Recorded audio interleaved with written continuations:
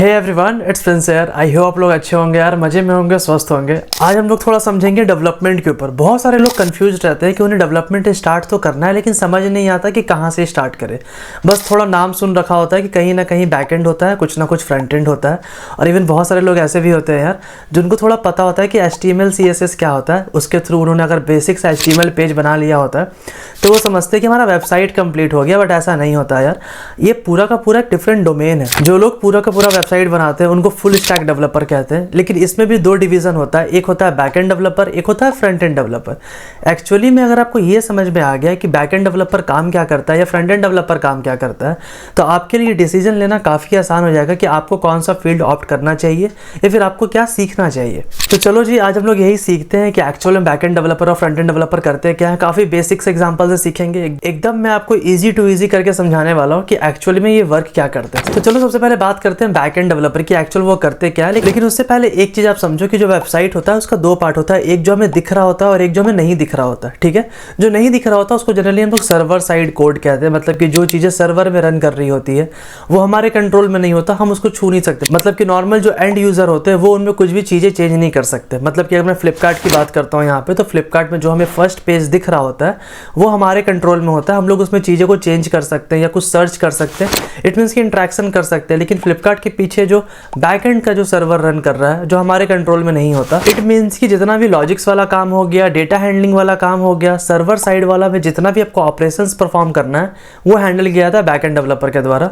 वही अगर मैं फ्रंट एंड डेवलपर की बात करूँ तो फ्रंट एंड डेवलपर का जो पूरा फोकस होता है वो ये रहता है कि जो यूज़र है, जो एंड यूज़र है, जो इस प्रोडक्ट को यूज़ करने वाला है, उसका यूज़र इंटरफेस कैसा होगा, उसका जो यूज़र एक्सपीरियंस है वो कैसा होगा।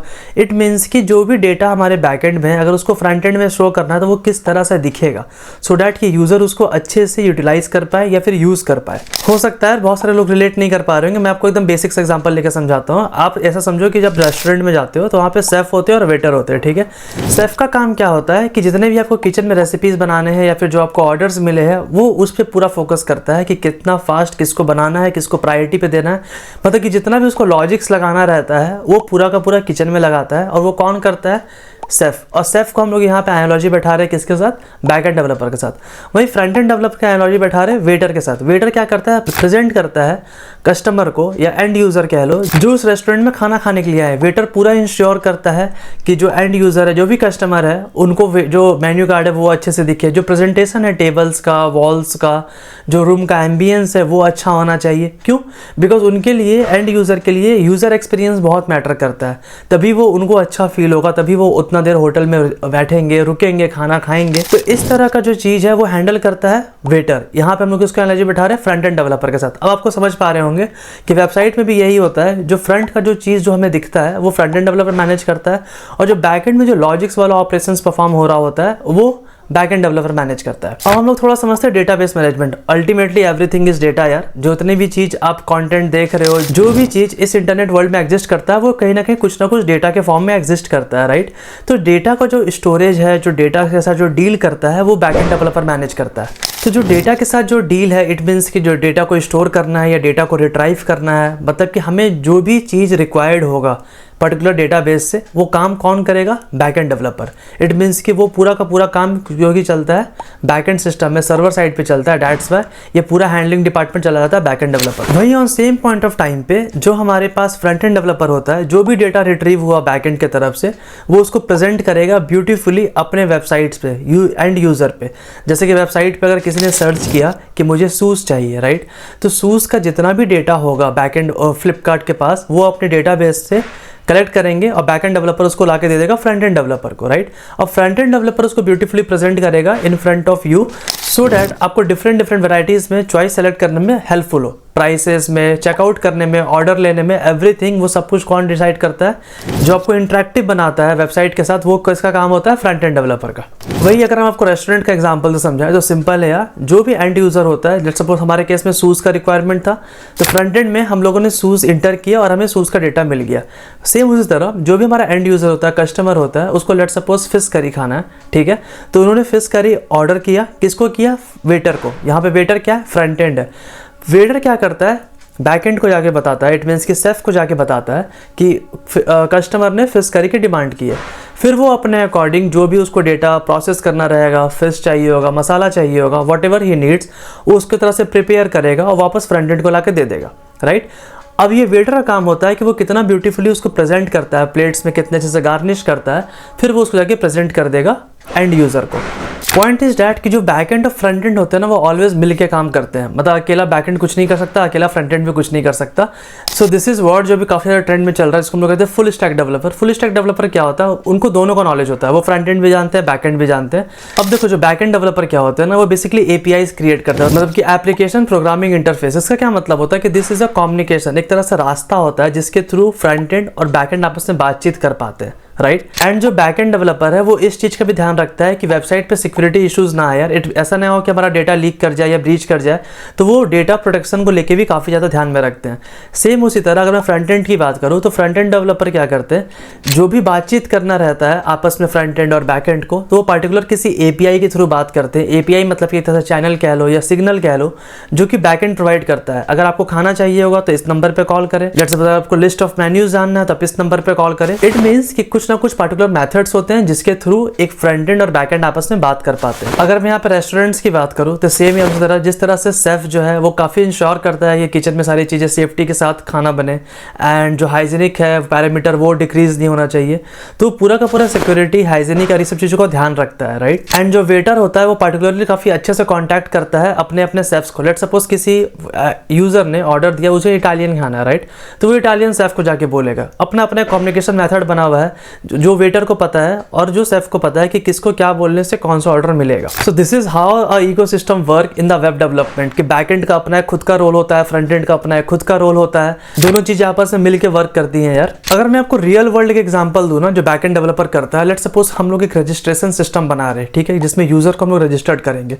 तो यूजर जब रजिस्टर्ड करेंगे तो हम लोग इसमें जो बैक एंड का जो रोल होता है वो होता है वैलिडेट करने का, कि यूजर ने ईमेल आईडी सही डाला है कि नहीं डाला है, राइट, नाम डाला है कि नहीं डाला है, एज बहुत ज़्यादा तो नहीं है। इसका मतलब कि ऐसा बहुत तो क्या करते हैं कि जो एज है वो डाल देते हैं 1700 या 1600, जैसे कि 21 नवंबर 1600 या 1500 डाल दिए।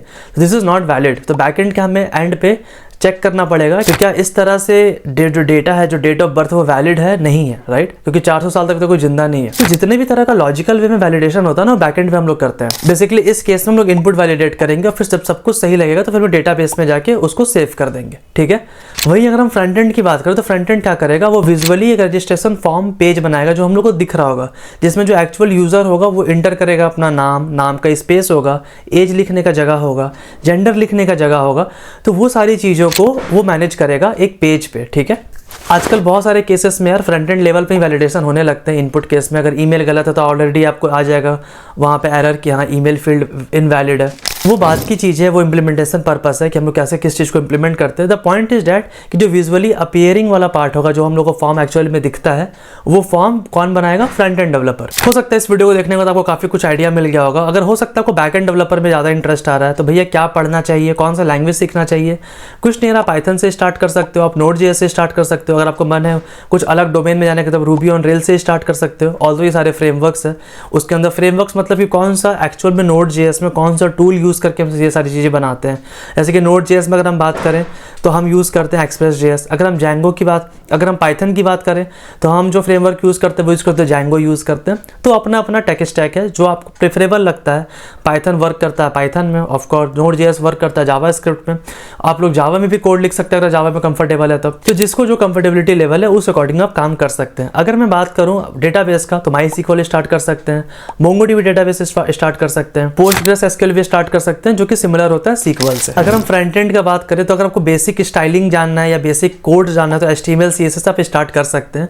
अब देखो धीरे धीरे ना डिमांड बढ़ते चली जाती है। अगर आपको लगता है कि आप क्लाइंट साइड में ही चीज़ों को डायनेमिकली हैंडल करना चाहते हैं, जो क्लाइंट साइड पे बहुत छोटे मोटे वैलिडेशन होते हैं, तो आप जावास्क्रिप्ट सीख सकते हो, ठीक है, जो कि सही है। अगर आपको कोई मॉडर्न फ्रेमवर्क यूज़ करना है जिसपे आप फ्रंट एंड लिख रहे हो, या फिर देखो HTML CSS तो काफ़ी बेसिक्स हो गया, ऑल्दो वो रूट है हर चीज़ का, लेकिन सपोज बहुत सारे आजकल मॉडर्न फ्रेमवर्क्स आने लगे हैं जिसको यूज़ करके आप फ्रंट एंड काफ़ी अच्छा बना सकते हो। React.js सीख सकते हो, Angular सीख सकते हो, Vue.js सीख सकते हो। ये सारे काफ़ी अच्छे फ्रेमवर्क चल रहे हैं। तो ये सारे काफ़ी अच्छे फ्रेमवर्क चल रहे हैं जिसको यूज़ करके काफ़ी लोग फ्रंट एंड में काफ़ी अच्छा कर रहे हैं यार। अगर आपको डिजाइनिंग टूल जानना है, देखो जनरली हम लोग कोई चीज़ डिजाइन करते हैं फ्रंट एंड में डायरेक्टली कोड नहीं लिखना स्टार्ट कर देते हैं, हम लोग पहले डिजाइन करते हैं। अगर आपको डिजाइनिंग टूल जानना है तो आप एडोबी XD यूज़ कर सकते हो, फिग्मा यूज़ करते हो, ये सारे टूल है। अगर आपको वीडियो इन्फॉर्मेटिव लगा या फिर आपको लगता है कि नहीं भैया मुझे कुछ और जानना है, मैं इंटरेस्ट है, मेरा डाउट क्लियर नहीं हुआ, आप प्लीज़ कमेंट करके मुझे बताओ, मैं उस पर स्पेशल एक वीडियो बना दूंगा यार। ऑल्दो हमारा बहुत जल्द Node.js के ऊपर कोर्स लॉन्च होने वाला है, वो स्टार्टिंग ऑफ द ईयर में, नेक्स्ट ईयर में हो सकता है प्रॉब्ली लॉन्च हो जाए। तो बहुत अच्छा कोर्स होगा Node.js के ऊपर, फ्रंट एंड के ऊपर भी होगा, ठीक है। जैसे ही वो कोर्स लॉन्च होगा हमारे चैनल्स पे अपडेट आने लगेंगे यार। अगर आपको लगता है कि अभी आपको और कोई रिसोर्सेज चाहिए सीखने के लिए, पढ़ने के लिए, do let me in the comments यार, मैं बताऊंगा आपको कहाँ से रिसोर्सेज स्टार्ट कर सकते हो, कैसे आप सीख सकते हो, जो कि काफ़ी इंपॉर्टेंट है। अगर आपको कुछ और जाना है, किसी और टॉपिक के ऊपर जाना है तो प्लीज़ यार, मैं ऑलवेज अवेलेबल हूँ लिंक्डइन के ऊपर, आप मुझे पिंग करो, फॉलो करो अगर आप अभी तक नहीं कर रखे हो तो, एंड प्लीज़ चैनल सब्सक्राइब कर लो यार अगर अभी तक नहीं किया है तो। दोस्तों के साथ शेयर करो, वीडियो अच्छा लगा लाइक करो, एंड कमेंट करके बताओ अगर आप फ्रंट एंड या बैक एंड किसी चीज़ पे वर्क कर रहे हो तो कौन सा टेक स्टैक पे यूज़ कर रहे हो। तो यह अभी तक के लिए इतना, मिलते हैं नेक्स्ट वीडियो में, तब तक के लिए बाय, सायोनारा।